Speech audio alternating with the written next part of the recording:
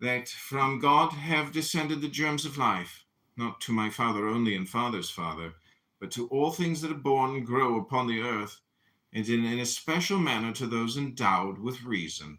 For those only are by their nature fitted to hold communion with God, being by means of reason conjoined with him. Why should not such an one call himself a citizen of the world? Why not a son of God?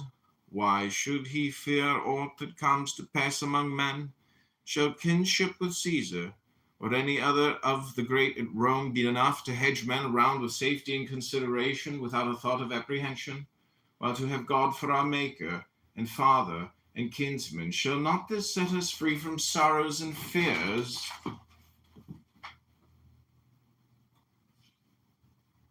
Okay, that's part 6 of Epictetus. This is Candidate John doing a meditation this morning with the Enchiridion, the golden sayings and discourses of Epictetus.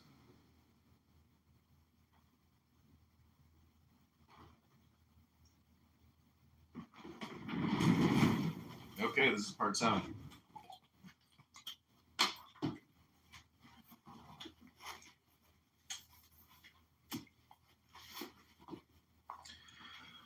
I do not think that an old fellow like me need have been sitting here to try and prevent your entertaining abject notions of yourselves, and talking of yourselves in an abject and ignoble way, but to prevent there being by chance among you any such young men as, after recognizing their kindred to the gods and their bondage in these chains of the body and its manifold necessities, should desire to cast them off as burdens too grievous to be borne, and depart to their true kindred.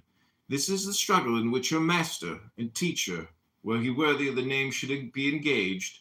You would come to me and say, Epictetus, we can no longer endure being chained to this wretched body, giving it food and drink and rest and purification, aye, and for its sake forced to be subservient to this man and that.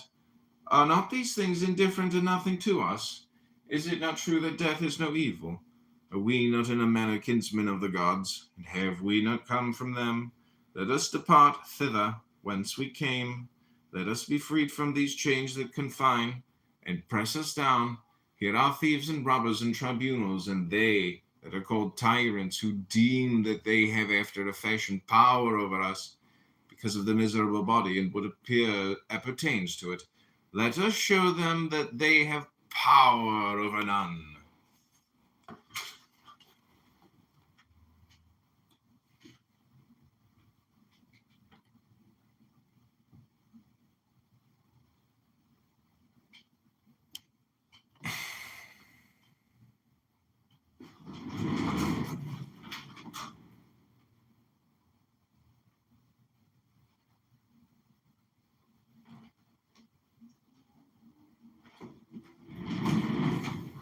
Okay, this is part 7.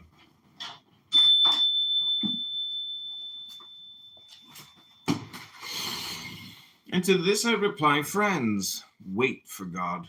When he gives the signal and releases you from this service, then depart to him.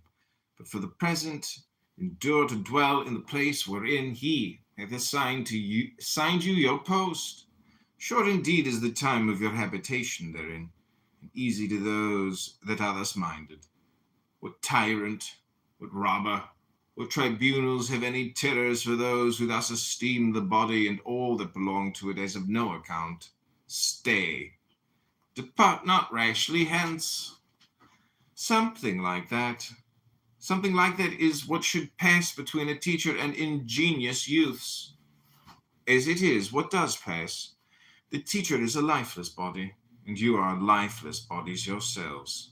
When you have had enough to eat today, you sit down and weep about tomorrow's food. Slave!